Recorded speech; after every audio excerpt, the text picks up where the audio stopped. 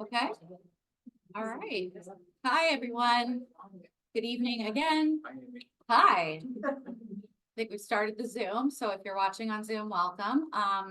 If we have not met, my name is Amy Hartle. I'm the president of the board of directors for the Breast Cancer Network of Western New York. We are very glad you are here tonight. Thank you, all of you who came out in person tonight to be with us. It's not our usual setup, but it'll work to be together and we get to learn and share and connect. If you're watching on Zoom, thank you for making time for us from the comfort of your home. You're missing out on cupcakes and snacks, but probably have something else that you can enjoy. We are going to get started in just a minute. I just want to offer up a couple of, while I have your attention, I want to highlight a couple of things that we have going on. So we were fortunate enough to receive some funding to help us expand our Day of Renewal program. Some people watching or in this room might have attended. We did one last fall. We did another one here again this fall. And then we hosted one in Lockport in January, and we're going to be doing 2 more. So Day of Renewal is a workshop retreat day. It's an opportunity to come together. We focus less on cancer and more on living and enjoying activities together, living well. So we are doing, at these events, we're doing an art project, like a therapeutic art craft. We are doing an energy healing session with Reiki, and then we are also doing flower bouquet making. So you get to take some things home, you get to, get grounded and again, learn something new and also just enjoy a time to connect with others who know what it's like to live with this experience. So that next Day of Renewal, there are some flyers out on the tables, is going to be in Fredonia. It's on March 9th from 10 to 2. And then we will have another one with a similar format in April, early April, that'll be in Ellicottville. So we did our North Towns one, we're going to get to our South Towns, and we're really excited to be out in the community. We know sometimes it feels like a lot. We always ask you to come to us, like here, for things like this. So we are going to be making more efforts to get out and get local to you. The other big thing that we have going on that we're really excited about and would love for you to join us, would love for your participation. At the very least, would love for you to spread the word, is our Murder at the Mansion. It is a murder mystery cocktail party, and this is a big fundraiser for us. And most importantly, it's not just a fundraiser for BCN, it's a fundraiser for metastatic breast cancer research. All of the money that we raise through this event does go to local research focused on finding advances in treatments and, God forbid, God knows, hopefully someday, a cure for stage 4 breast cancer. So it's Friday, February 23rd. It is at the Mansion on Delaware. We have dubbed it casual cocktail, which we get a lot of questions about. Basically, it just means, it's a fun time to get a little bit dressed up, right? We're not expecting black tie, but we are, it is an opportunity to get a little bit dolled up, come out and have a fun night. The Mansion on Delaware, if you've never been, is a really cool, old, beautiful building. It's got so much charm, and it is the perfect place for a murder mystery. It's an open bar. There's plenty of hors d'oeuvres and snacks and desserts, lots to enjoy. And then we have basket raffles, we have a silent auction, and we do a wine pull where you can purchase a ticket and pick bottles of wine that you don't know what you're getting, but they're all valued at least $20. So you're guaranteed to go home with something good.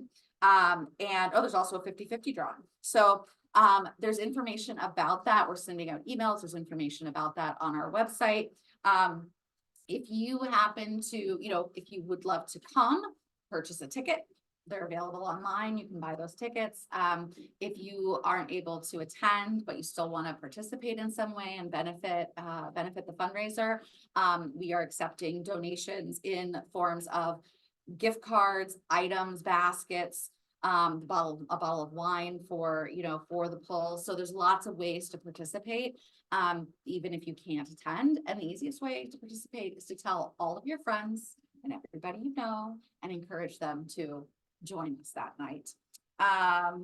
Anything else I'm missing right now?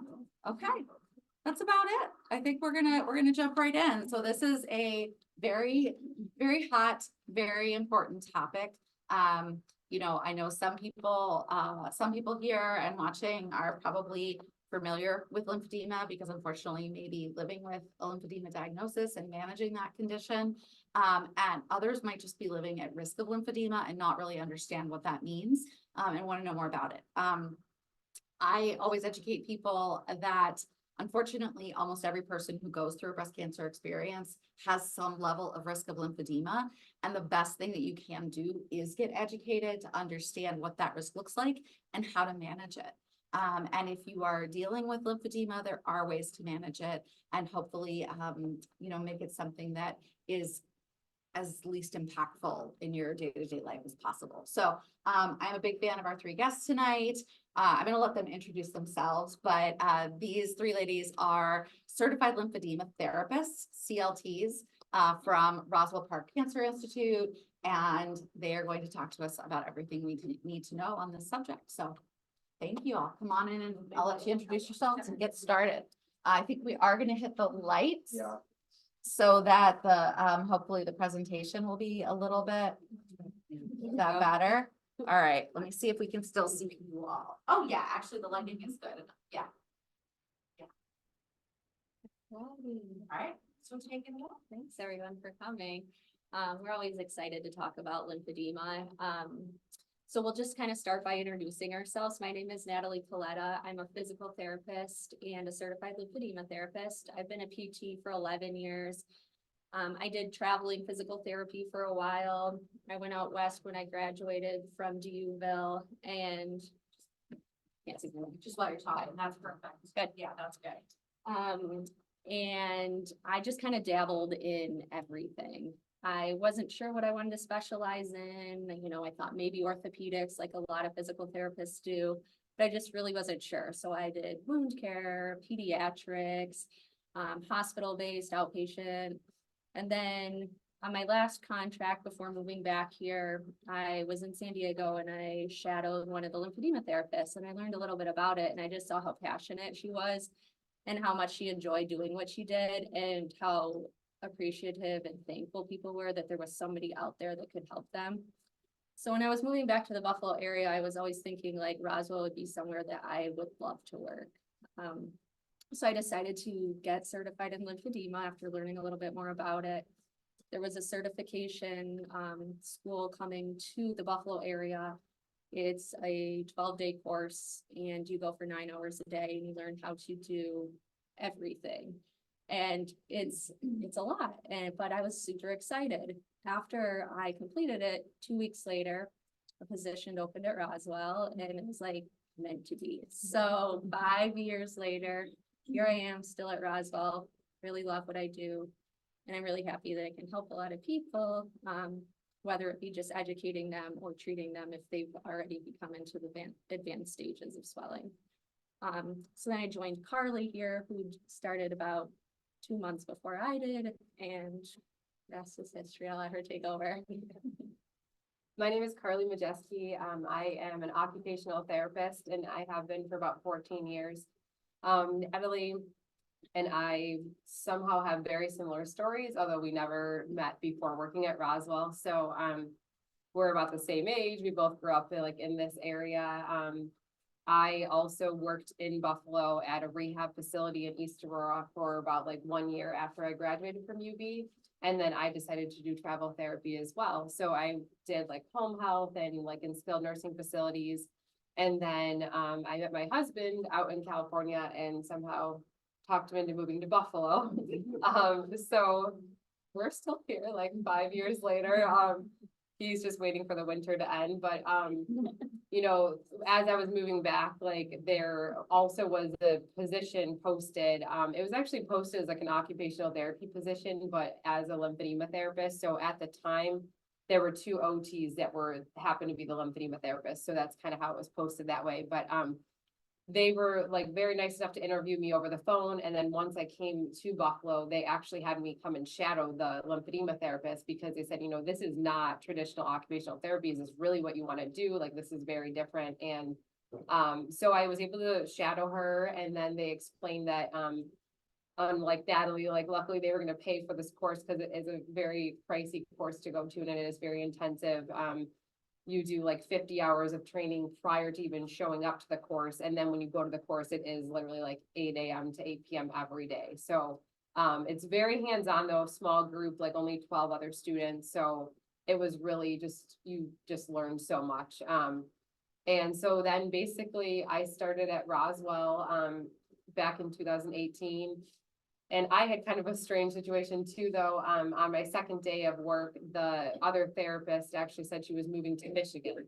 So she had been like a well-trained like therapist that had been practicing for a while. And I thought, you know, here I have this great like mentor to help me. And I only really got to spend about 3 weeks with her. And then she moved and I was completely by myself as a newly certified therapist until Natalie showed up. So we really are just like, we're really happy with what we like kind of developed at Roswell, because we kind of were lucky enough to just be able to do what we wanted and try to help patients. And looking back, like we've come a long way. Like we really felt like we didn't know much in the beginning, and now like we really have the support of all the staff and more doctors and patients know what lymphedema is. So it's just helpful to educate people much earlier and help patients sooner. So, and this is Kat.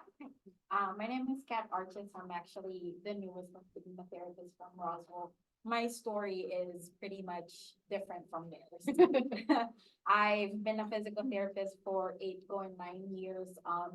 I actually graduated from the Philippines. I applied for a PT job here in the States, straight from the Philippines. I was hoping I was gonna work in New York City. They ended up sending me to Buffalo. I didn't really know where Buffalo was before I moved here. 3 years after that, I finished my contract with them. I moved to New York City, hated it, moved back to Western New York. I've worked in several places here in Western New York and in New York City. Most of my settings were like nursing homes, long-term care, subacute. There was an opening at Roswell at some point for a PT position when I was kind of like getting fatigued with the nursing home situation and the COVID situation. I wanted to explore more. And then there was a PT position in Roswell. I didn't get it. So I ended up applying for another job for a home health agency. I worked for them for 2 years, and actually while I was working for them, being exposed to like different environment, seeing patients with swelling, and all you tell them is like, oh, you elevate and you exercise, but it's not really like hands-on. I felt like it wasn't enough recommendation and treatment for the swelling I've been seeing in the homes of my patient. And then that's when I explored, maybe I should study more about this swelling or, you know, the lymphedema. And then I got into the course. I did my certification December of 2022. While you guys are having your winter here, I was in Florida for 10 days doing my certification.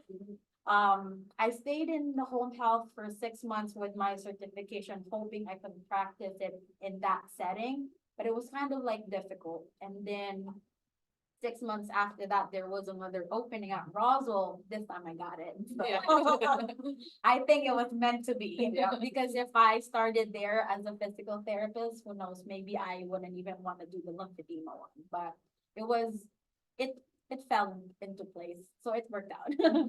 And I'm the lucky one because I got mentored by this dude for a month before they threw me into practicing. So I was the lucky one. Sure. So yes, we're going to jump into our presentation here. We just want to apologize. Roswell has like a very secure network. And our PowerPoint, when we sent it, like it will not let us open it. So we found a previous presentation that's very similar. We just at the end, we had a couple case studies that are more pertinent to like your population here. So we'll just kind of switch it up a little bit, but feel free to kind of like ask any questions along the way. And you know, we can try to make it really informal if you have any, whatever you guys need. So lymphedema, it sounds like maybe most of you have heard of it, but basically lymphedema is a type of swelling that can occur if your lymphatic system is possibly damaged in any way, if lymph nodes are removed from your body, radiation treatment, surgery. So unfortunately, that is why we see it a lot in the cancer hospital, because that is a really common way to try to get rid of the cancer. So your lymphatic system is part of your immune system. Your lymph system is kind of like the filtration system for your body. So it's trying to get rid of all the bad cells and debris and kind of get rid of everything. So the same thing, if your lymphatic system was impacted anyway, you are much at a higher risk of the type of things like infection, or you have to be extra cautious of your skin on that side that you were affected, because it's really just that big protector for your body.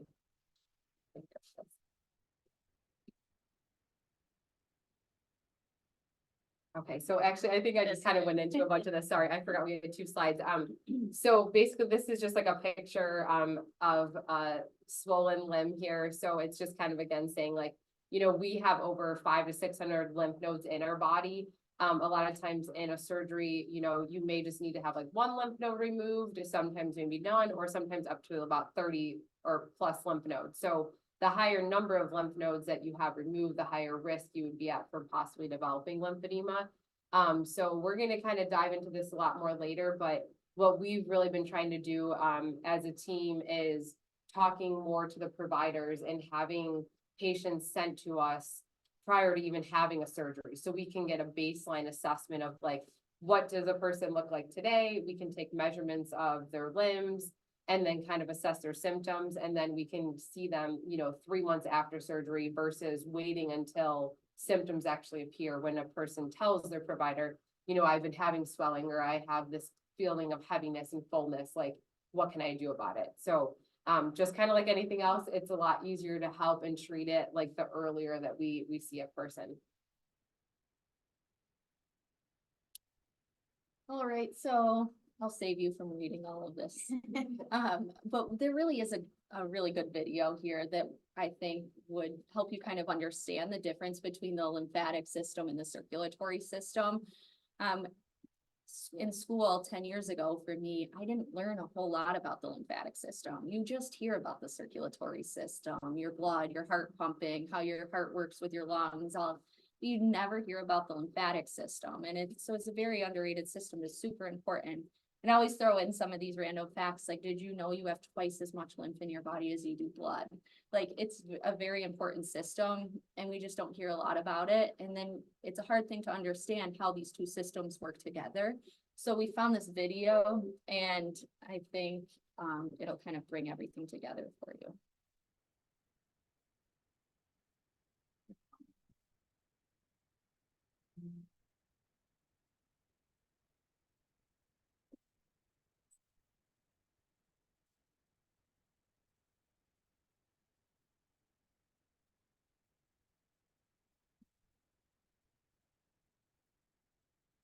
No, it's not gonna work fine. That's okay. No, it's okay. It's on YouTube, so. This is just technology for us today. Let me just, because I don't know, if the volume sometimes doesn't always catch up on Yeah. behind it. We will, we'll get that link from you all. Yeah. Sure. And we'll share it so that everyone here, and if you're watching, because unfortunately too, I know that the projection is a little bit dim in here. Again, we are not in our usual setup, but we'll make sure to get that link and share it with everybody, okay? So that you can watch the video later. So I'll give a little synopsis of the video though. So a lot of times people outside of, I know we're from Roswell, so we talk about a lot about like cancer related lymphedema, but there's also patients who develop lymphedema in other ways. They start with a vascular insufficiency. Like you may see people who have like the swollen legs that are a little bit discolored. So that starts as vascular, and your vascular system has to work really hard to try to get that blood to circulate out of there. But after so long, it kind of fatigues and it can't push that fluid out of the legs. So then the next system that picks up the slack is the lymphatic system. So then the lymphatic system has to work really hard. And over the years, it becomes chronic. And now we have a lymphatic deficit because it can't pick up that slack. So now this patient has kind of like a multifaceted swelling. They have the vascular insufficiency and now they have lymphedema. How we treat lymphedema is we'll go into more in depth, but basically we're trying to get this lymphatic fluid out of the body back to the circulatory system. So the circulatory system can excrete it when you go to the bathroom and get rid of all that gunk. And then every day we create 4 to 5 new fresh liters of lymphatic fluid. So we're constantly trying to get this cycle going. So the circulatory system and the lymphatic system really work hand in hand. So it's really important to keep both of them very healthy, and just really work on our circulation and getting them to work together. So that whole video just is that, but it shows you it in picture form. So types of lymphedema, there are actually 2 types of lymphedema. One is the primary lymphedema, which is basically like someone is born with a defect or dysfunction with their lymphatic system. Some of them would have like a rigid lymphatic vessel, rigid lymph node, so it doesn't function as a normal lymphatic system. For the secondary lymphedema is basically what cancer patients usually would have, would be the secondary lymphedema, because there is an external cause with the dysfunction of the lymphatic system. Such example would be the lymph node removal for example, mastectomy with axillary lymph node dissection, or sometimes even just lymph node biopsy can disrupt like the mechanism of the lymphatic system. Radiation can also affect that. So imagine if this patients that had undergone this cancer treatment, they do chemotherapy, they do surgeries, and then radiation. So they are really like at higher risk to develop lymphedema. Other things such as infections, tumors, traumas, CVI, or the chronic venous insufficiency that Natalie was talking about, and then filariasis.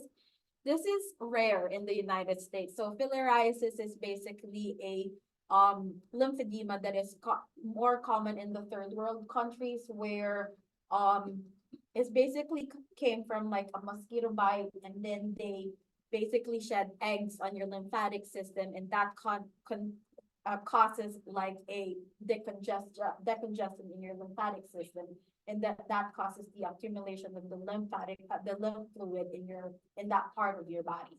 So this is very rare, but it does happen. I remember when I was doing my certification, my instructor is actually from Miami, and she was like saying down south there are maybe 1 or 2 cases of that one, of lymphedema, the secondary to filariasis.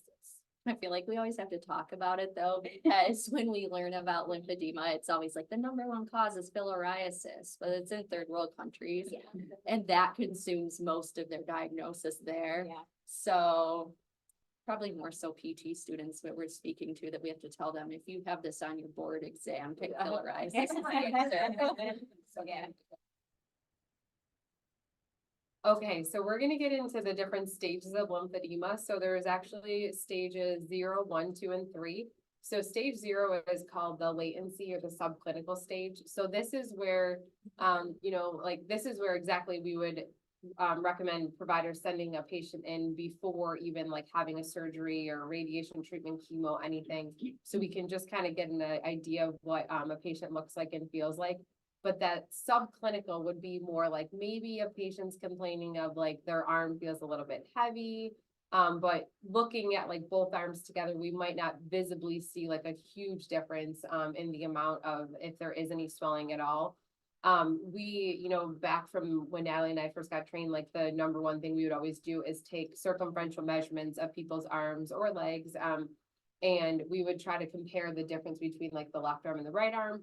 If we saw like a 2 centimeter or greater difference, that was kind of showing that that could be more of like a stage 1 or stage 2 lymphedema, where a lot of times patients might only be like a 0.5 centimeter difference, which is kind of the norm for most people anyway. So that's not to say that like that's no signs and symptoms of lymphedema, but it could be like an early subclinical stage. So I'm going to talk a little bit further later, but we do actually have this newer device at Roswell, and I think there's a couple other places in the community that have it, but it's called the SOZO, and it is actually a machine that looks like a scale.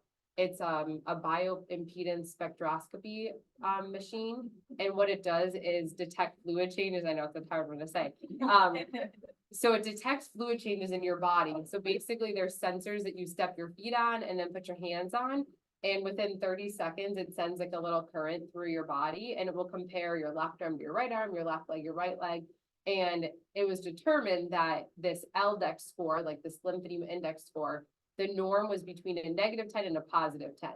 So if someone gets on that machine prior to having any type of treatment, we can get like that true baseline, like everyone's number is going to be different. So, you know, we've gone on them ourselves and like my one leg is like a 6 and that's just its norm, but yet like my arm is a 1. So, you know, everyone's going to have a different score. And then the idea is if there's like a chart, I actually have like a couple pictures I can pass around, but there's a chart that has like a yellow or green, yellow, and red. So if you're in the green, that would mean you're at like a normal baseline. If you're creeping up into the yellow, then that could be where you're kind of getting those subclinical signs of swelling where we're maybe not seeing a ton. And then if you're in the red, that's saying that you're out of that range. So we need to start really doing some type of treatment to help you with that. So really, like I said, you might not visibly see swelling, but it's more of like patient complaints and what they're feeling. So we want to try to start educating them early. But I'll let Natalie talk and then I can pass around some of these forms too. All right, stage 1. This is, so when Karli and I first started at Roswell, we were getting a lot of patients in the advanced stages of lymphedema. We didn't have very well developed prehab programs. We didn't have a lot of communication with different clinics. So patients were coming to us when they already had a lot of swelling, skin changes, that fibrosis, that hard tissue, uncomfortable, like range of motion deficits. So we really implemented a lot of these educational programs. Like our first program we developed was with our head and neck patients. So anyone who's going to get radiation comes and sees us for education and baseline measurements. And we really wanted to carry that over into the breast cancer population because we do get a lot of referrals from the breast team. It was just they were too advanced, but we didn't really have much other than a measuring tape to catch them early on. So we were catching people in this stage 1. Now we developed this program where we're trying to see patients prior to surgery with the SOZO machine that Karli mentioned. But stage 1, like if we still catch you in this stage, that's great. It's still reversible. And I like to use that word a little bit loosely because while I say reversible, that means like we can get it down to the size it was, but you're always going to have to manage this lymphedema so that it doesn't creep back up. But that's really like this soft pitting. It can really reduce. This is a stage 0 or 1 that we want to catch things in so that we don't advance. And if you catch it early like this, it's really easy to treat and we can keep it like this or better and not let it get to that next stage. Stage 2 is, or the moderate stage is basically there is a persistent swelling on your limb. Elevation doesn't really resolve the swelling, just compared to like the stage 1. There is going to be like a longer pitting when you're putting a little bit of pressure in that area. You'll see it kind of like indented. And then some of like the later stage of the stage 2, actually you'll start seeing some thickening of the skin already. That's what we call fibrosis. So it's kind of, it's different from like a radiation fibrosis. It's basically like that protein rich fluid that is accumulating on your skin for a longer period of time causes that thickening of the skin. But even with this stage, it's still manageable with the treatment for lymphedema, which is the CBT. So yeah, we're at stage 1, you may be able to get away with doing some like self-manual lymph drainage and wearing a compression sleeve or glove. Stage 2, you usually have to come in more frequently to see us so we can decongest it a little bit more and then get you into that maintenance phase where you would see Amy or just wear your compression sleeve and do some massage on your own. So this one, you just have to come in a little bit more for treatment, which we'll talk a little bit more about what that treatment is. Stage 3, so this is the most severe stage. This is, I'm sorry, like I said, we had all these pictures of like the arms and the chest and breast, but anyway, basically stage 3 is like that worst case scenario. It really sometimes doesn't even have to do with like the size of the limb, but it's actually when we start seeing like skin changes where that skin really starts to get like much thicker, where you might have actual skin changes like see what they call like papillomas or like, you know, raised areas, any like opening or weeping in the skin.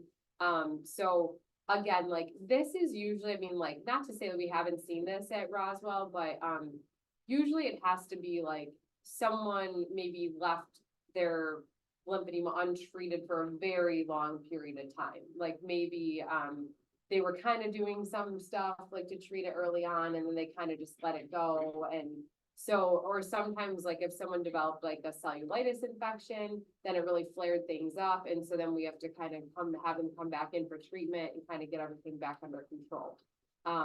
So again, like, honestly, like Natalie and I, like, we probably did see more severe cases when we first started working at Roswell.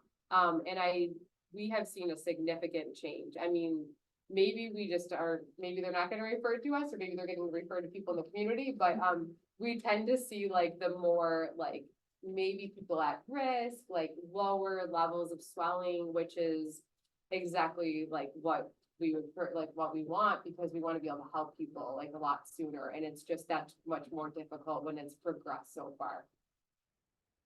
Question. Yeah. And at this level, can there be drainage done, or is it just a massive tissue that's solid, if it's not drainable? Yeah, so with lymphedema, you really can't drain it because your body just creates it every day, fresh and new. So it would be like you're having to have a constant drain in if you were to try to do something like that. There's some new advancements in surgeries, but they're so new and the long-term effects of them really aren't researched yet. So those are called like lymph node transplants, where they would take a lymph node from somewhere else, maybe deep in the belly, and transplant it where you'd need it, or anastomosis surgery where they reroute some of the vessels. But other than that, really, they say you shouldn't do anything to kind of debulk this or drain it, because when you do debulking, which is almost like kind of like a liposuction or taking some of that tissue off, you unfortunately take the good stuff with it. So now you might have additional vascular issues because, so it is a hard thing. It's a lot of people ask about getting it drained, but just because we create so much every day, it's really not an option.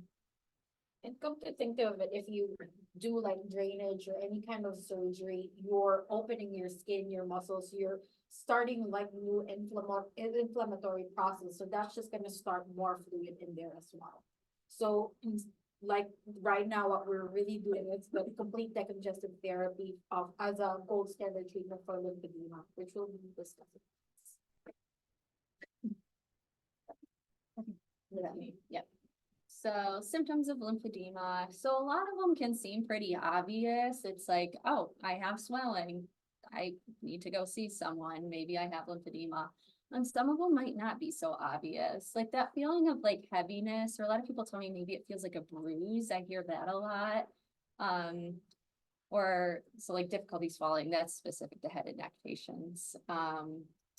But this poor visibility of vessels. So like I go through this little thing with my patients, I call them quick checks. So I tell patients, you know, check in with yourself. Look inside your wrists. This might be fun for all of us to do. Just kind of peek at your wrist. Can you see your veins? Do they look pretty symmetrical, or some of them not as visible on the one arm compared to the other? So I tell people kind of check in that way. Another thing I tell them to check is look at your elbows in the mirror. Do you see that bony prominence? Are they symmetrical, or does it look really rounded? If so, you call us when you get in. Another thing, just pay attention to how your clothing fits. Like, does one sleeve fit tighter than another? Or are you used to wearing your rings? And, you know, that's a hard thing. I don't want people to have to take off their wedding rings. But if they get tight, I always say, like, take them off, because the last thing you want is to get them cut off. But that's a way to check in. You know how your rings fit. You've been wearing them a long time. So those are kind of the things to just check in with yourself and see if any of those are popping up. And we always emphasize to patients, like, don't think it's silly to call us and come in if you notice any of those things. Bras are an important one, because people often don't realize that they can get lymphedema in their breast and in their trunk and their side body. So Exactly. They think it's so like can be an indicator. Yeah. I do have like, I've been getting a lot of like breast patients recently, and some of them would tell me like, oh, I thought it was just fat or something from surgery. But you would know if it's fat, it should be kind of like symmetrical on like both sides. if it's more of like lymphedema and it's on the side of your affected area, most of the complaints I would hear would be, oh, I feel like something's pushing my arm away from my body, or I feel like there's like a tennis ball inside my armpit or something like that. So those are the things that we tell the patients early on. Even now that we're doing like pre-surgery, we kind of like give them those information so that they know what to look for, because to be honest, not all doctors or PAs know what to look for as well. So sometimes they would ask and the doctors would just like say, oh, maybe it's just like fat or something like that. Radiation, cervical and radiation swelling is another thing that Yeah. people are often, it's kind of dismissed as that, Mhm. but Yeah. that can mask Yeah. or mimic and vice versa, so. And since for, Question, can lymphedema, come about at any time? Is it like, okay, if you don't get it a year after surgery, you're okay, or can it be 10 years after surgery? it can start whenever. So this is what I always tell my patients when I do education, like the weird thing about lymphedema is we don't know who's gonna have it and who's not gonna have it and who's not gonna have it. There are patients who right after surgery, they'll have the regular swelling, it never subsides, and then it turns to lymphedema. There are patients that are cancer-free, lymphedema-free for a year to 10 years, then all of a sudden something triggers it and then it starts it. I do have patients in my home care where they didn't have anything for a long time. They've been breast cancer free, lymphedema free for 20-25 years. And the only trigger that they can remember is she became debilitated. She's not moving as much. And then all of a sudden lymphedema started. So it's really, it can start whenever. I've read like a lot of the research that says like usually if you're going to get it, it's gonna happen in the first 3 years after, but it really can happen anytime. Like I got somebody who was like 20 years out. Yeah. Yeah. So, But there's Um. some, when we did that talk in, she was like, what, she had cancer, breast cancer for a long time, and she said she was flying and everything, but she never had lymphedema too. Yeah, so. And that's the thing too, you can have people who are at, theoretically high risk, statistically high risk. I have an example in my family, someone 35 years out, had all the lymph nodes removed, had 7 weeks of radiation, should have been really, or should be at the highest risk of possibly developing lymphedema. 35 years, still hasn't had a problem. So, luck, just whatever it is. yeah, and there's a lot of other comorbidities that play a factor into it too. Like if your BMI is elevated prior to surgery, that puts you at a higher risk. There's just so many other factors that can contribute to it. Yeah, environment, stress and stuff like that can contribute yeah. to all. Activity, Activities, level of activities is important. A lot of my patients, older patients after surgery, they are so afraid to move their arms, and that kind of like you already have swelling from surgery and then you don't move it and then you have precautions and stuff. It kind of makes the fluid stay there too, so it kind of like contributes as well. So your muscles are actually what move your lymph fluid. That's a big thing to remember. Like your heart, you have your heart to pump the blood through your system, but your lymph is actually you moving it. So, well, like Amy, she helps move the lymph fluid through her massage, and we do some of that too. But definitely, like the movement is a huge thing. So. Okay, so for evaluation, so this is pretty much like a summary on how we evaluate our patient.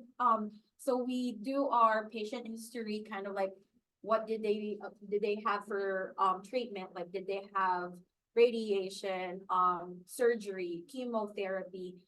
For other causes, like do they have like history of CBI and stuff like that?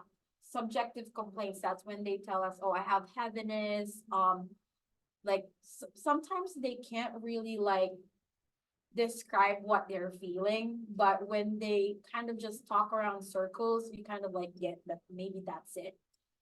Differential diagnosis. So there are other causes of like swelling. We would get like patients who are undergoing some kind of chemo that causes like like generalized swelling. So it's not always lymphedema, but chronic swelling can always lead into lymphedema anyway.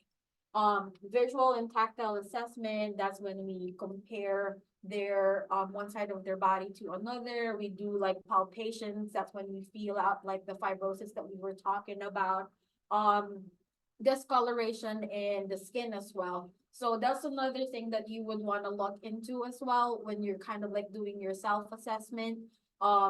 How's the color of your skin? How's your skin pores? Is it like, if you do have some kind of fluid in there, you'll notice that like orange peels, texture in your skin where your pores are kind of like increased.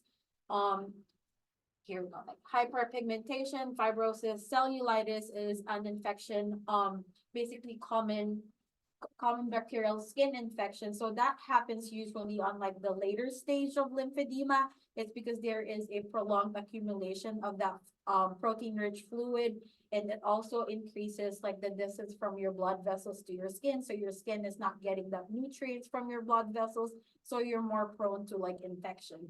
We do, as Karli mentioned, we still do the circumferential measurement as a baseline, and the SOZO baseline. Even we like to use this as a pre-surgical, pre-treatment baseline, but even sometimes we use this for patients who are in stage 1, stage 2, so we can kind of like see and track our progress when we're doing the CDT as well. So kind of like for example, like Karli would put like her patients who's clearly stage 2 already, so there's visible swelling. There's not denying that she has lymphedema, and her number would be off the chart, like maybe 40.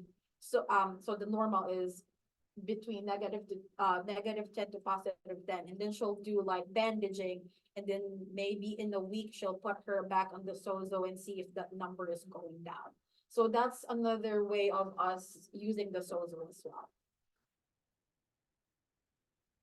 So I think you guys all had a chance to look at the sheets that we passed around.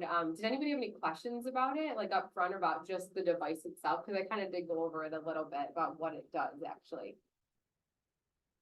Yeah, okay, so I'll explain then. So this, like I said, it's about like a 30-second assessment. We basically just type in a patient's name, their birthday, their weight, and their height. And then we can actually like have the ability to group patients. So like if we can make a group that like we're putting all patients that are being tested prior to surgery, then we might not have caught everyone. So there might be a group that we see after radiation. We can do lower extremity patients, upper extremity.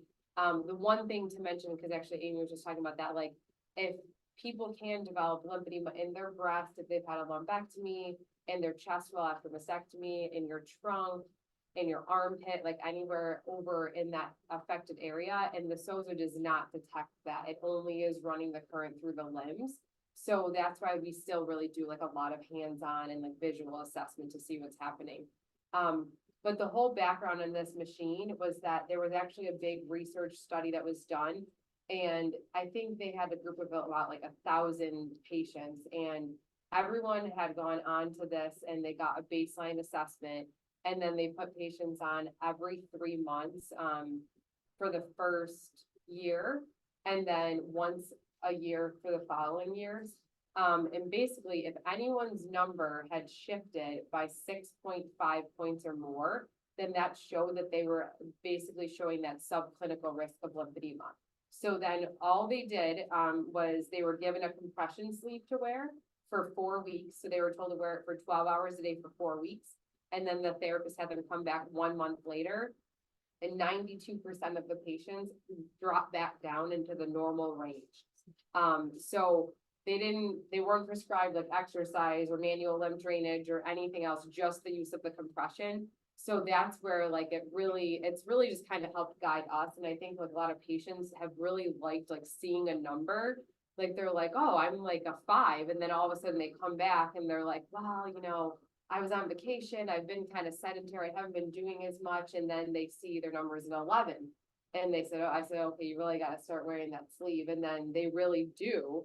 And they come back 4 weeks later. And I mean, so far, I haven't had anyone that hasn't changed. Like everyone has gone back down. So it's been really cool for us to see too. And then of course we are adding in like doing some exercise and doing manual lymph drainage massage. So that's just adding to it. But it's been a good check for people to check in and see that it's under control and that it's not worsening for them at all. Is there actually charge to have this? That's a good question. So it is reimbursable, but that's a whole another thing. But, we have a whole reimbursement group at Roswell, so they kind of are taking care of that right now. We're in a little bit of a different situation because we actually had a patient come to us that was seen at a hospital, like she was seen at Roswell, also at a hospital in Florida. And she said, they have this really cool device there, like, why don't you have it at Roswell? And went up straight up to the Alliance Foundation where we have a lot of funding, and we were basically funded this for 3 years. So we are billing for it and we have been reimbursed, and no one You no- shouldn't see a charge. yeah, for like it. It no is patients included have had in to actually pay like a fee yet. We have heard like some other facilities, like sometimes they charge like a $50 flat rate or something, but our reimbursement team is kind of working in the backside to let us know, like some of the high mark plans like have been covering 100%, but then some of the other plans might only cover it at like 80%, so there might be the copay for the patient. But so far, because we're in the kind of special phase, patients haven't had to pay anything really at all. Yes. What is the compression sleeve supposed to do? So because your muscles, you're saying, kind of move all that fluid through your system, it's really just putting that level of compression on your tissues and muscles so that when you do move, you're getting that extra pressure to help move the fluid. So if you just had nothing, because now say like your lymphatic system has already been disrupted, you're having that extra push. So every time you move, it's working with you. It's trying to push that fluid out of the arm and back through the system. Have you ever seen breast cancer survivors that lymphedema in the leads? Or is it typically in the public? your bodies. Yeah, your body's divided into quadrants. You have these watersheds, they call them. So if you're having like your treatment, let's just say on your right side here, it should never progress below the belly button or to the left of your midline. It should stay in that quadrant. Now, people sometimes come to us and are like simultaneously having some swelling, but it's not necessarily as a result of your treatment here. It could be that systemic more type swelling from, steroids or chemo or, The thing I have seen is that, sometimes you have to think beyond the initial diagnosis and treatment. I've had clients who have, I have a woman who's stage 4, and we've started to notice some swelling going on and in her legs, and it kind of didn't make sense from a lymphedema standpoint, but when we started talking about it, we realized she had pelvic radiation to control bone nets. And so now you're radiating this area, and so it's not from the initial, like maybe breast cancer treatment, but it's breast cancer treatment, but it's affecting that quadrant. So not typically where it's like, this has been treated and then you're going to get it somewhere else, but the body also does funny things. And there are a lot of, it's usually not just one thing that you go through, right? So yeah, there can be kind of secondary follow-ons that happen.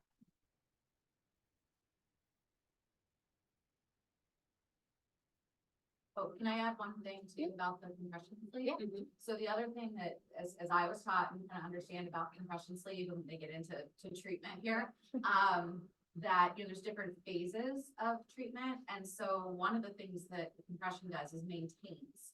So things like MLT and wrapping and some of those are about decongesting, about making it smaller, about reducing size. And then the sleeve helps to kind of maintain the size. So if someone has some swelling and they're not, the compression sleeve will help that with that movement, as Karli was saying, but then it also kind of keeps it keeps the area, the circumference smaller so that it's not able to back up and sit there. That makes sense. It's graduated compression, it's looser at the top, tighter at the bottom. And if you forget to put it on and leave it off for any length of time, you pay for it. Speaking from experience. I know, it can be a hard thing. No, that's good. That's exactly what this slide's about. So she did the work for us. So, yeah, there's the 2 phases there. So, yeah, it's helpful. And, chime in if you have anything to add in addition, but. You too. See you wearing. Refreshing. I really appreciate it. So it's kind of funny, sometimes patients will come in and say, I didn't wear my sleeve because I knew you were gonna take it off to measure me. I'm like, no, this is when you should wear it. Just pretend at least that you're wearing it often. So, but yeah, so there's the two phases of treatment. So we call it complete decongestive therapy. So first you come in, get bandaged, MLD, exercises. Now, we're really fortunate at Roswell because we can see patients 3 to 5 times a week if they need. And I know we keep talking about Roswell, and I don't expect that everyone gets treated at Roswell. There are other physicians, there's like Great Lakes in Buffalo. There are a lot of other great places you can go to. And there are a lot of other community therapists, like Kaleta has their own therapists as well, and they may do things slightly different. And so right now we're taking just Roswell patients, like you have to have a Roswell doctor to see us, only because we have actually gotten to most of the clinics to educate them to send people. So that's why we were able to get CAT on board, because they are sending patients more frequently. So we have the 3 full-time therapists here, and we also have an occupational therapist who sees our inpatients for lymphedema. But so we're fortunate at Roswell to see patients 3 to 5 times a week if they need to at the beginning, because they say like the gold standard of treatment really is to come in 5 times a week for on average 3 weeks, so that we really can bandage you and massage every single day, because that bandage gets loose after about 24 hours. So to get the full benefit, that's ideal. But we know like life gets in the way, people have to travel far. So sometimes we'll spread it to like every other day. But what we do is we bandage each finger individually, and then we bandage you up to your axilla, and then you keep that on, and then you come back to see us the next day. We take it off, we clean your arm, do some skincare, do some manual lymph drainage, and then do some exercises, and then put the bandages back on. And we do that really until we see a plateau in your measurements. At that point, we're ready to go into the maintenance phase, what Amy was talking about, where then we can transition into the compression sleeves and gloves. If people are in some later stages, they may need daytime and nighttime garments. Should we show them now, or do we have another slide? Yeah, I'll just kind of pass them just in case we run out of time or something. Yeah, I know, I feel like we gotta buzz through some of these things here. So daytime and nighttime garments. Daytime garments are elastic garments. They're meant to move with your muscles. Nighttime garments are inelastic. So it's almost like a big pillow that you put on your arm for when your muscles are at rest. So those look really bulky, but they're really actually comfortable. Yeah, the night garment is actually very. These are daytime Sometimes garments. I'll use it during the day because it is comfortable. Yeah. The problem is I find at night, because I'm on hormone therapy, I'm sweating all night. Yeah. And this just makes it worse. Like, you know, it feels good, but it's just too warm. I know. And that's not good either. I know, they tell you there's a cooling agent in there, but I'm not sure that's true. So I do, you know, some nights I squeeze an hour or 2 hours, and some nights I just say, forget it. That's the best you can do. And then another trick is people put them in the fridge before they put it on at night. I don't know if you've tried that. No, I mean, I haven't tried it, but that's what I hear can be helpful. Yeah, the one we're passing around is like kind of hot and bulky, but it is, I feel like people like it the most because it's all Velcro and they can adjust it as needed. That's a great feature. Then I ended up doing that with, the sleeve that I have here. Yeah. Adjustable, and I needed that. The regular compression sleeve wasn't fitting equally where I needed it. And I was doing this really deep cutting groove right around that this was. Yeah. And it was just backing everything up in the hand. So what I did is my own combination that works better. Yeah. So I've got the glove, and then I got this one, which I like because it's got adjustability to it. I'm glad you have that, because we couldn't find an arm sample like that to bring. That's the other option there, is that Velcro grab.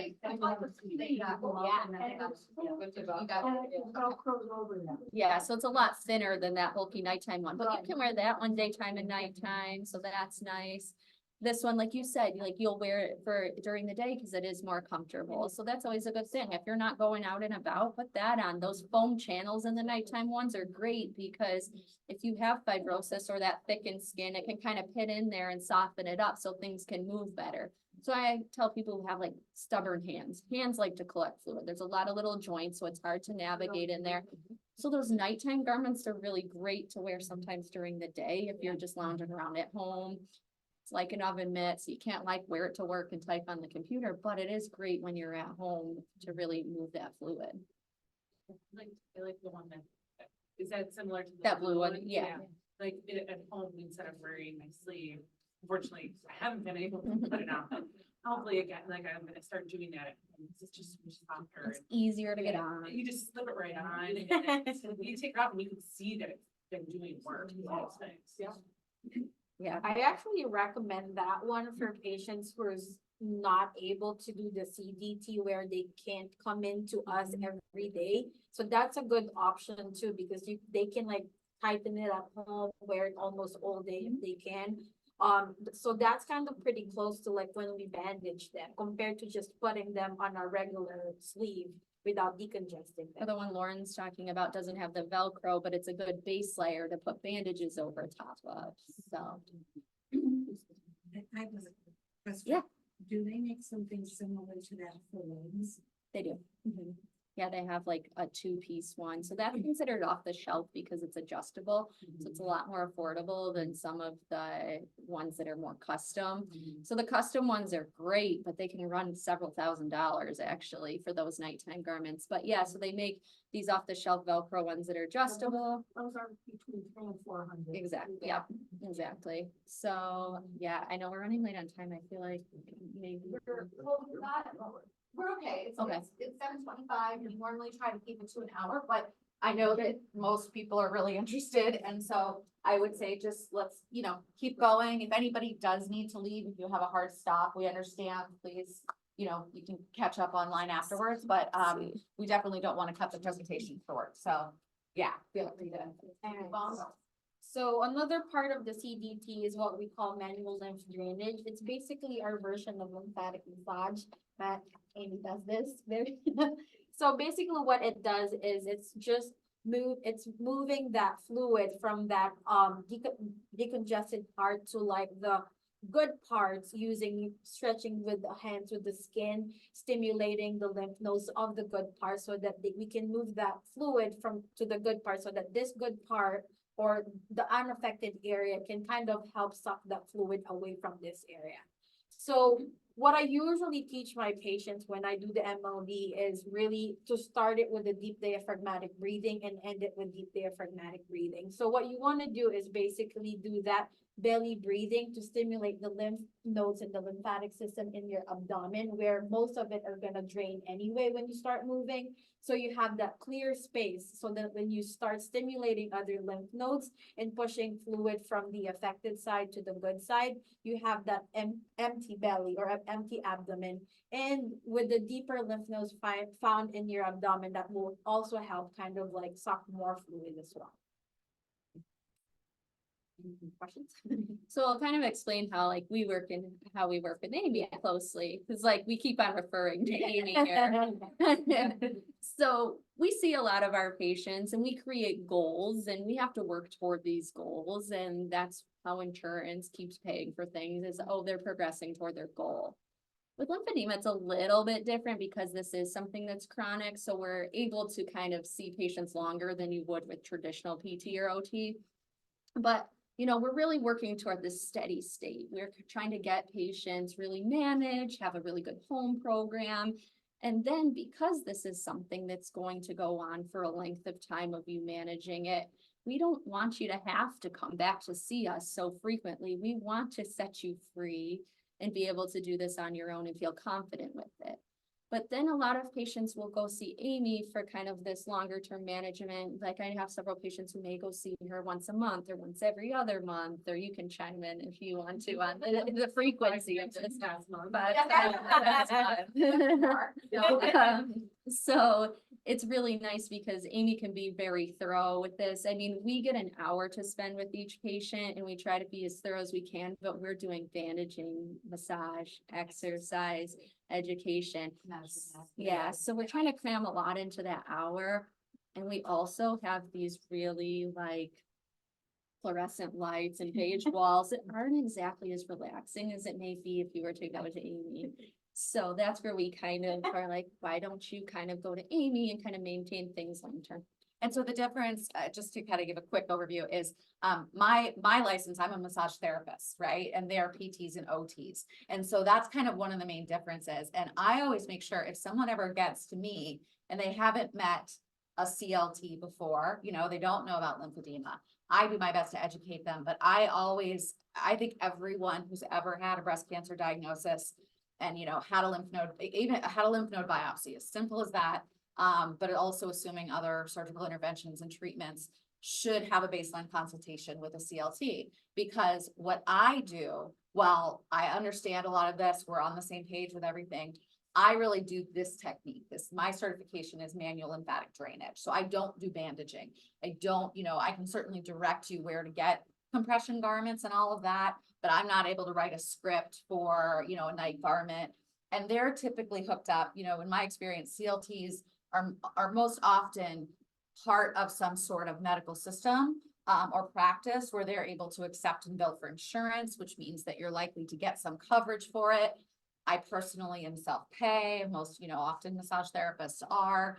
And a little bit of it is the environment. You know, I come from a massage therapy background. So my goal is to treat you and is to help with lymphedema if you're dealing with that, but to try and make it as relaxing and enjoyable and is to feel as much like a massage as you can. So I've been very lucky because these wonderful ladies in their profession, and some of the other therapists in town and I have developed a good relationship where we make sure that our patients, our clients are as supported as possible from both ends. So yeah, I mean, if you only could ever go see one, I'd always want you to work with a CLT. But I kind of come in handy as from a lot of ways too.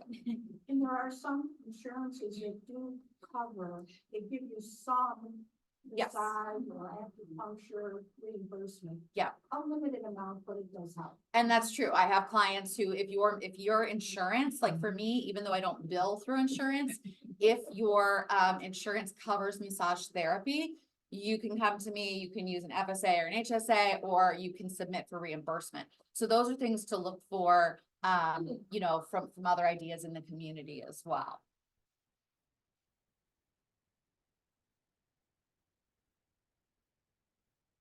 So I think we kind of already went over this. Yeah, we could just skip that part anyway. Okay, so we can just kind of touch briefly on like the compression garments. So we kind of already passed around a couple, but there are, like we said, daytime compression, nighttime compression. There are circular knit garments and then flat knit garments. So flat knit are going to usually be more for like custom made if a patient has like yesterday I had a patient who like her wrist was maybe like 20 centimeters and her upper arm was like 49. And I know that the sleeves that we have that she doesn't fit into that size, unfortunately. So she would need to get something more custom made just so that it fits her properly. But also someone who usually has stage 2 or stage 3 lymphedema, they do need a custom made garment because it just has a better, like a higher stability wall, and it really just kind of holds and maintains that fluid a lot better. So we work a lot with like local medical supply stores, some national companies now because Medicare has thrown in a bunch of changes for compression garments. So it's a lot of work with insurance that we wish we never had to deal with, but we're going to do whatever we can to get patients what they need. So we do, like, we are lucky enough at Roswell too. We have like this program where we can write quality of life grants, and the therapist right before me had the idea of writing it for patients who didn't have coverage for compression. So we do have an allotted amount of money that we can use, but we still have to tell patients, you know, this is a chronic thing. So we can kind of get you started, but we have to kind of spread the funds like throughout all the patients too. So like you were mentioning, there's Velcro compression garments, like some might just be easier for people to put on. Like you said too, like combination of garments, like lymphedema is a little bit of an art, like we are constantly changing the setup of, you know, one week somebody might have one system on and then another week we might totally change it because their hand's swelling or, you know, they're accumulating fluid in their elbow. So we kind of just work with, the patient and what's comfortable for them, what's easy for them to get on and off. But yeah, there's a lot out there. And I think the biggest thing is also from 5 years ago, I've definitely had patients who came in and they were like, they didn't even know there was nighttime garments available. They just said, oh, well, the therapist before this, she taught me how to bandage my arm at night. So every single night that patient was going home and bandaging their arm. And so, I mean, that obviously got exhausting. And then when I showed her this, she's like, oh yeah, I'll pay anything. Like, I don't want to bandage my arm every night. So, you know, so sometimes it's just patients, you know, people don't know what's out there. So, we're constantly learning. We have, you know, close communication with all the compression garment companies. They're constantly calling us to like show us new products and give us catalogs. And so, it is good that there's a lot out there now. Did you require your clients to procure their own garments? It's not like you have like a drawer full that you can just. We do have a very select few. We have some basic compression sleeves and gloves, like for mostly those pre-surgical or pre-radiation patients where they might be at risk. So we're just kind of giving it to them to get started. But we still bill it through, like we get a script from the provider and then we give that script to Sheridan Surgical with a form that the patient signs saying like, you know, I was given this today. And then Sheridan takes care of billing it through their insurance. But sometimes like if it is more complex, like Sheridan actually recommends, like we just send the patients directly to them with like the list of like what was recommended for them and then they'll take care of all of it. And oh, I was just gonna say, and you can get, like, you saw that, you know, some of them, the sleeves that went around the compression, there were different colors. One of them had like a design on it, kind of looked like tattoo. Yeah, we got one over here. So there's a great company called Lymphedivas. I'm sure there's others, but Lymphedivas is one of the best known. They do take insurance. The one thing I always advise, because sometimes, you know, I see things online and stuff and people think, oh, well, I'll just order myself a sleeve.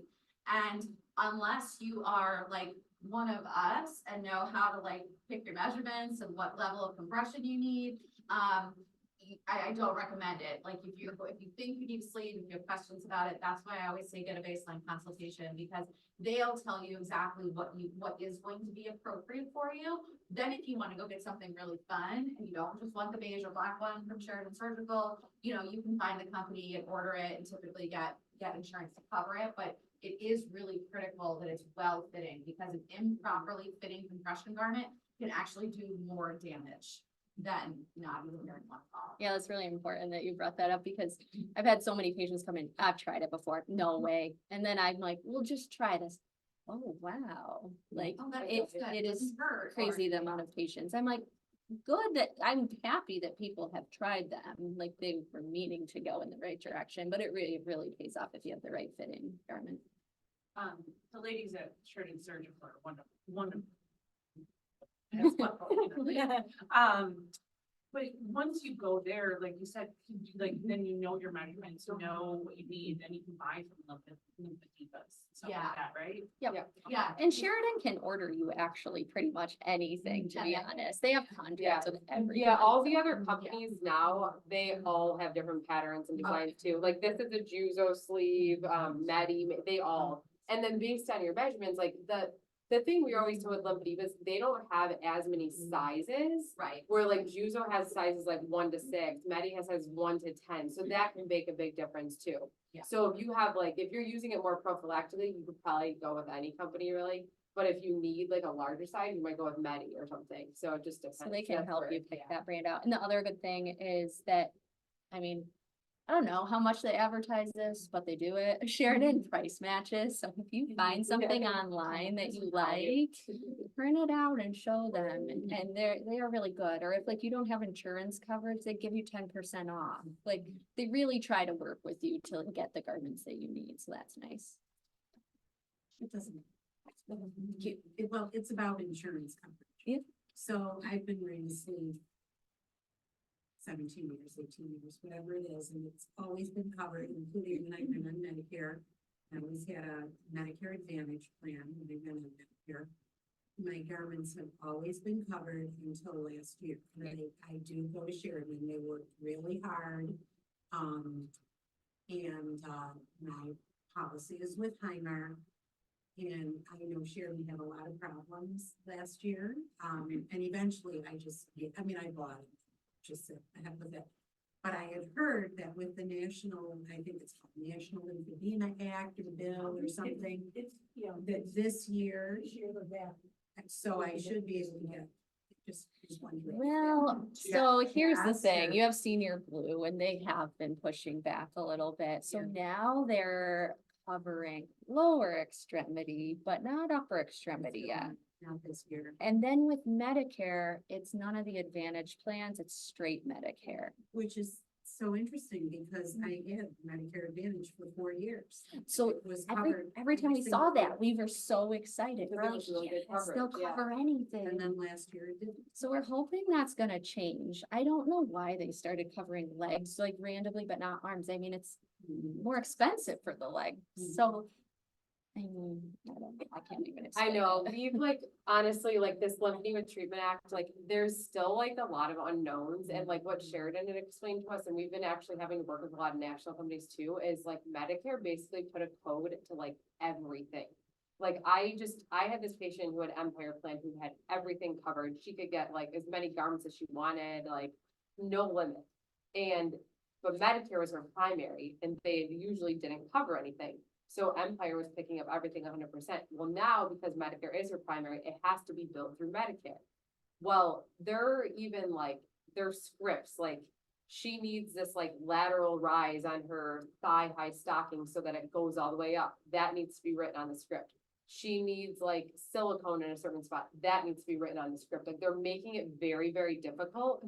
And I mean, I probably send an email back and forth to this one woman like 4 times a day where she's like, oh, I need this. Oh, I need this. And like, letter of medical necessity, notes, like all this extra stuff that before, like, we never needed. So And we're that's trying to through figure it a out. national company. Yeah. Sheridan still has not figured it out. No. So, And I think Sheridan is like, still, like, they're willing to like put it through and bill it, and they're just hoping on the back end, eventually, like, people will get like reimbursed, but just right now, it's just gonna take forever, like, quite a few months, I feel like. Do you guys have pumps coming up?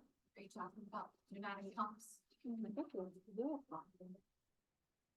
we can talk about I it, just, yeah, I was. yeah, I know, so. so that's another, so like, so there are, intermittent compression pumps, which maybe some of you have or have heard of.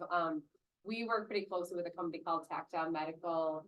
The reps are just really like, you know, they're local, they can come right to an appointment, they can go do a house visit at your house and kind of do the demonstration. It is supposed to mimic, the best possible, like, manual lymph drainage massage.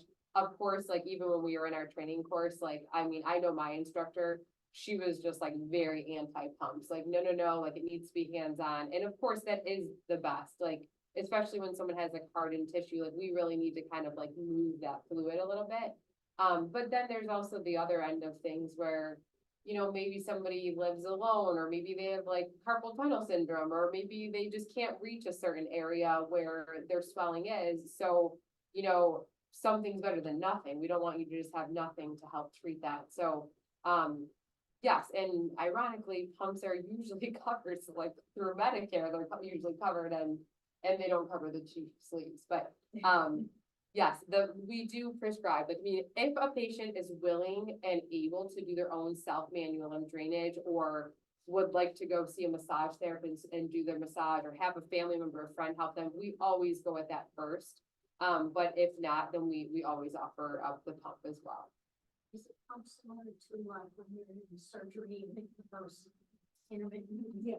Yeah. something I always is. joke it's like that, but Yeah. on steroids. Yeah, it's like much higher technology, like a lot of different chambers where it works in like segments, and so it works a lot more like what we would do in manual lymph drainage, like kind of start at one section, work its way down, work its way back up, so. And they, depending on what you need, like, you could end up looking like the Michelin Man, like, they Yeah.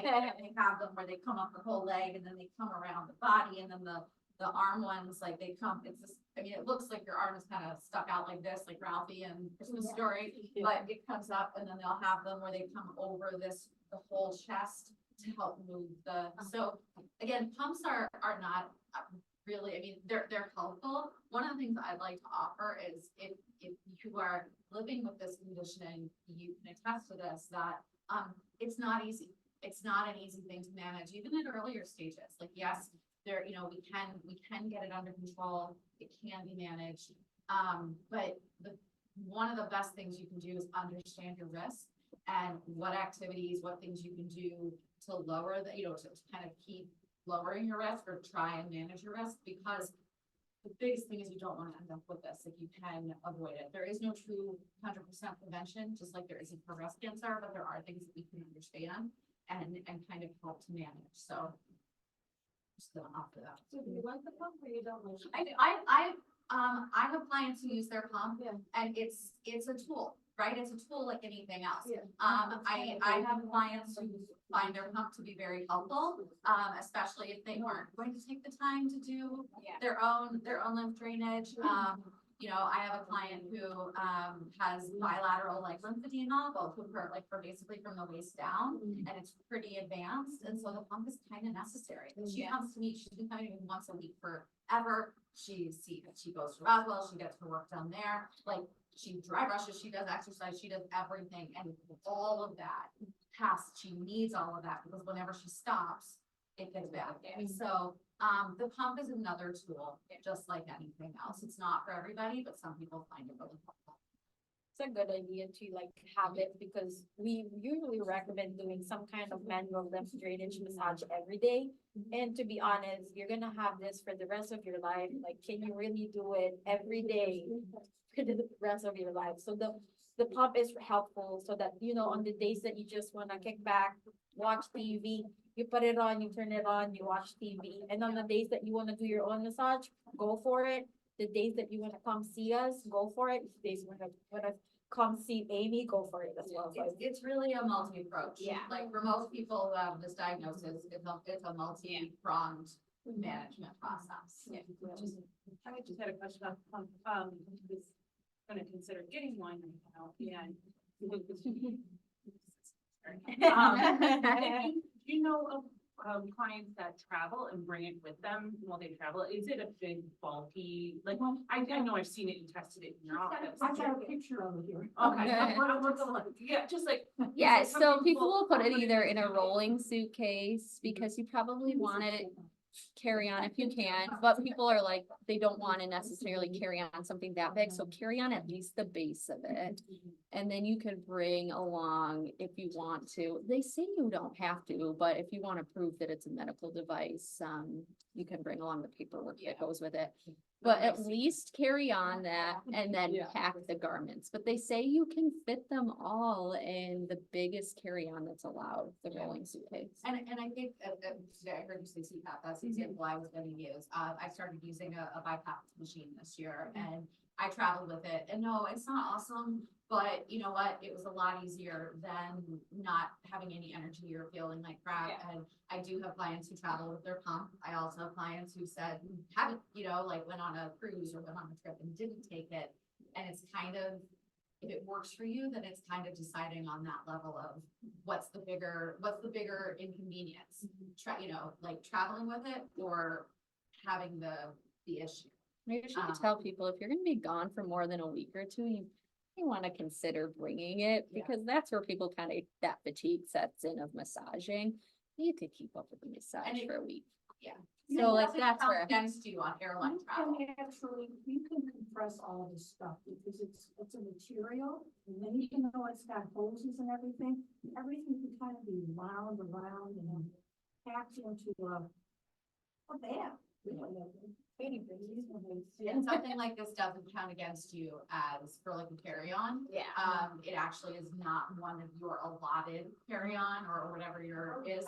It's durable medical equipment. So you actually, like, whether you have I mean, for me, like with the CPAP, I have a little tag that says medical equipment, but like literally you have to run it through the x-ray. So I just show them, and it's never been an issue. So.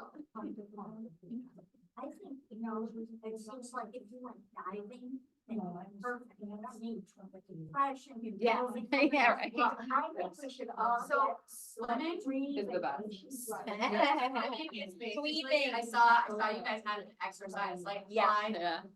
If there was like one activity that probably any of us would recommend is swimming. Because of the hydrostatic pressure Yeah. and like moving through the water. But walking, jumping on a mini trampoline, rebounding. I recommend big like exercise balls, the big like balance balls. You can sit on it and just bounce, anything that gets your body moving a little bit. Zumba, Zumba, yes, come to our Zumba class, it'll be very young. Right, come to our exercise, yeah. Do you teach it? Yeah. We have. Oh, it's. Yeah, yeah. Actually, we'll make sure you get all of our literature, but we do offer free weekly, restorative health classes. They're free to residents, Nice. anyone who's part of our network, you know, basically anyone who's been impacted by breast cancer. So some great ways to get your patients. Yeah. Yeah. Are we at the end with you guys? I mean, I don't wanna rush you. No, these are just kind of like wrapping things up. These are common questions. This is probably a lot of the questions you do have. You know, there's different compression levels on the garments, so I think that's important to know. A lot of patients will come in, usually it's lower extremity patients, they'll be like, oh yeah, I tried those hospital stockings, they're awful. They're those white stockings, you've probably all seen them after surgeries. Those aren't for lymphedema. Those are to prevent blood clots because you're not moving as much. Those also come in 3 sizes, so they don't fit anyone. So Sports those, compression, yeah. Sports compression doesn't work. No. You can't go to Dick's and buy yourself a compression sleeve. Yeah, you have to get the right amount of compression. So we just kind of marked, like, a lot of times in the arm, 20 to 30 can be sufficient. We have put patients into 30 to 40 millimeter mercury if they have a lot of dense tissue. A lot of times the legs need those higher levels, those 30 to 40 millimeter of mercury. This is really, you guys probably don't need to know very much about what the script should say. A lot of times, like, we feel fortunate because we can communicate easily with the doctors at Roswell. We email, can you write a script for this? It can be a nurse practitioner, physician assistant, or physician who can write the script. It should be us because we're basically like, hey, write it, and it's just a pain in the butt. But so we kind of just communicate with the physicians on what the script should say, what code should be on it for lymphedema and your diagnosis. Yeah, I think Anything you're really important on here? Yeah. I was just gonna show real quickly, because we kind of talked a little about like the chest wall swelling. We did have 2 case studies on our other PowerPoint, so we're gonna we'll get it to Amy, but we have gotten a lot of patients who like just get swelling in the breast after lumpectomy and possibly radiation. So we do, that requires a lot of like manual lymph drainage massage. That I feel like is what people react the best to. So just teaching patients how to do it, having them come in the clinic, but then also getting into the right compression. So these are a couple different like compression bras. There's a couple of local stores that you can get fitted at. We just had a meeting with actually this company called Prairie Wear, who just created, who has 3 new bras now. Who like, they were nice enough to send us like samples of all of them, and we've had a couple patients already purchase them, and people are just happy to have like another option. Like some of the stores might only have one option, and we know that one bra is not gonna work for everybody. I'm sorry, give me the script for this? Yeah, so most insurances will cover like up to 4 per year.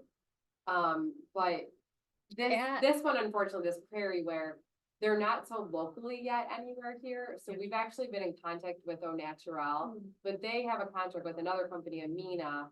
And what they told us the other day was that like this one would, you know, it's more expensive. So like they'd be losing like $10 in every bra or something if they were to like get this really expensive one, but. You can buy them. Well, you can buy them, I yeah. bought them all from the company. Yeah, and I they're got not 2 too years crazy. ago. Yeah, so one of my patients recently, she did have like an FSA card or something, and she went onto the website Compression Guru, and she bought it right off there, and she's already been liking it a lot more. I just paid cash for them. Did you? Yeah. So it's, I mean, it was expensive, it was only $82. Yes, yeah, It's that's exactly what basically it is. buying Yeah, your yeah, own yeah. bra too. Yeah, So- it was less than, stockings. Yeah, yeah. Sorry. Yeah. And people like that prayer wear if like you don't always wanna wear prosthesis, so like. That's what I was just. Yeah, some of the other bras That's aren't what's better, flat and yeah. you have to wear something in them and you're not Yeah. getting that true compression Yeah. unless you do, but that's nice about this bra. Okay, because the ones that I have, like, you have just a little something here. And like, the compression rod doesn't work for me because there's nothing there to compress it. Yeah, yeah. so you But just, you can wear them with the prosthesis in them. Yeah. They're like Yeah. armpits, if you want to, or you can wear them flat. Yeah, this was Because I actually don't have- demoed by a guy and it looks compressive on him. Yeah, Yeah, it it's looks like like the a vest. presentation. So we were kind of like happy to see the product. I think that was like the Prima. Because very rarely we would get like breast cancer patients that are male and we're like, what do we recommend? That they have swelling in like their chest or their trunk, and it's not like you can send them in like a place where they sell bras. So I think Yeah. this is something that we might be able to consider to those men who are. There's also Willing. some companies online that do things like shirts, like Yeah. tops and t-shirts. Yes. And so that's another option. And I don't remember off the top of my head, but I know One of them's wear out. that's, yeah, I was Yeah. gonna say, I know Other one, somebody's brought tomboy, them yeah. to me before and showed me.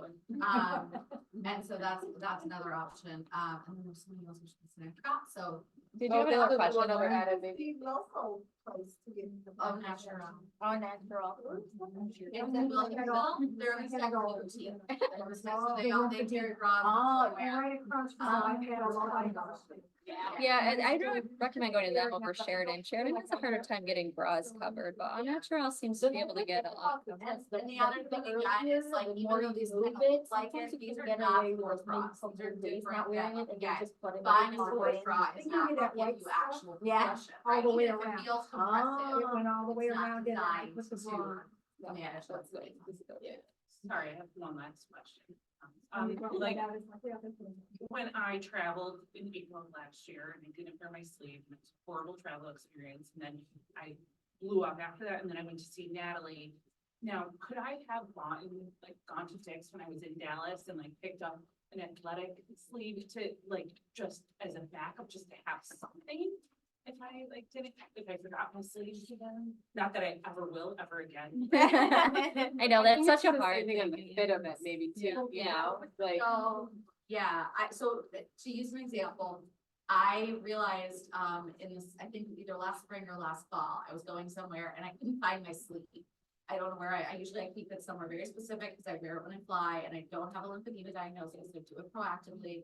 And I couldn't find my sleeve and I was freaking out and it all had to do with the timing and Dick's was open and I went and I bought some stuff. And when I tried it on, now granted, this is me in my body, but what I realized is how differently they're shaped. And it's not that graduated compression. So like it was really loose in one area and kind of tight in another. And so it might depend on your body. I still would probably be really hesitant. What do you think? So we didn't really go over that too much, but we use something called short stretch bandages, so they can get more graduated compression where it doesn't dig in and cut in. Because we've had patients come in with ace bandages on, and like I always say, I'm glad you were trying, but they just do more harm sometimes than good because they cause this unevenness. So specific in the way you have to wrap. Yeah. To really do it without Yeah. causing damage. So I don't know if you're the best Yeah, if you option for don't that. have it. Yeah, find the DME store. Yeah. If you know when you get there, Amazon it overnight. Yeah. Yeah, and So- yeah, prime delivery. Yeah. For a new sleeve, if you know your measurements, right? Yeah. And there was a question I had about measurements. Yeah. How often are you getting remeasured, and if you have like a lymphedema flare, if I'm not sure exact term, is there something? Like how quickly and how soon can you be measured and get a new compression sleeve on?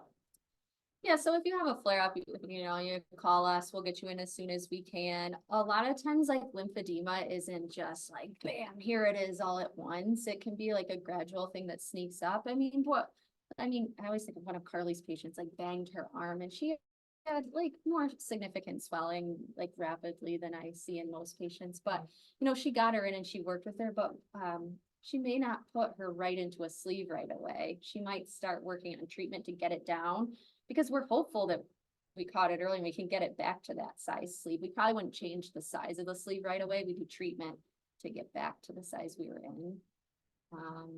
There were more parts to this question. And can incorrect, size compression sleeves then probably cause damage, right? So some people will try to get their arm in, swollen arm into like the small sleeve, but you really should decongest first and then return to the sleeve. Yeah, like actually, I can just talk briefly, like the case study I was going to do anyway was a patient who had, I think she had like 30 lymph nodes removed, radiation, chemo, lumpectomy, and she did come to see Natalie. This was the interesting thing, for like a free or just like an education, and she was given a compression sleeve to wear. But because our program was like much more established and we try to like track patients, like Natalie had mentioned to her to come back after she completed her radiation. But a lot of times the timeline might be like Natalie saw her, but then at the time she didn't know what her radiation schedule was. Like she just didn't know yet. And so, you know, whether it was us or her, like she just never made it back to the clinic basically. So then she just came in to see me recently and she was like, you know, I had this home health nurse come over and she was trying to take my blood and it just wasn't working from the left side. And I said, oh, forget it, just take it from the right side. And she took it from that side. And ever since then, and like, there's actually mixed research and there's not even a lot of research says that that absolutely causes lymphedema, but she probably just had something going on like that was maybe more minimal, but that really triggered it to become like more full-blown lymphedema. So she was like, when she came in, she's like, well, yeah, so I've been wearing this sleeve that I had from a while ago ever since. And I'm like, well, Natalie gave you that sleeve in 2022. Now it's 2024. It probably isn't even the right size. Your arm is more swollen. So like, it really wasn't doing anything.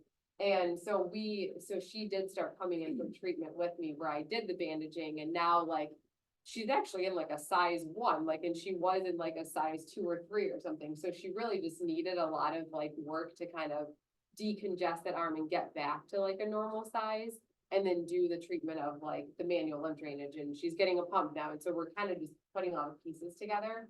But that was a situation where we used to have a ton of people coming in, you know, well, I've been wearing this sleeve, but nothing's really changing. So that usually means stagnant fluid is just kind of sitting there. Like it's just, it needs to be moved. So And that's sleeves where you need to be require- replaced. That's Yeah, another sleeves need to thing. be replaced. Every and- 6 months for a traditional Excellent. size. Wearing it regularly. Regular, yeah. Yeah. Just like bras, we all probably wear our bras way longer than Yeah, than exactly. any profiter would tell you, but yeah, sleeves are not meant to last forever. Yeah. They are something that, you need to keep up with. And again, all of this is why if you've never had a consultation with CLT, I highly recommend you do. If you aren't sure who to see, if you're not a Roswell patient and you aren't sure where to start, email me and I will help you find someone. I'll have to figure out who's associated with your practice, or we'll do a consultation or something, because it really is about, you know, there's actually a fair bit you can do. This is so much around treatment and how to manage it, but there's a lot you can do. And the more you know, right? The more you know. We can talk about why having that blood pressure, not having that blood pressure on that arm or that needle stick, what is the reaction that might trigger it? What else happens in your day-to-day life, right? If it's pressure, what about grocery bags? You know, what about carrying heavy things?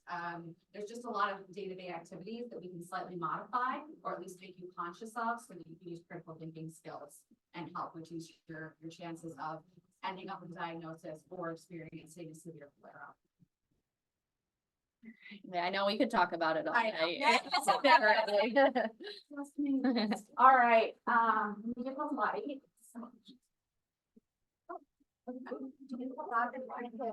I know we don't. I wish I, but yeah.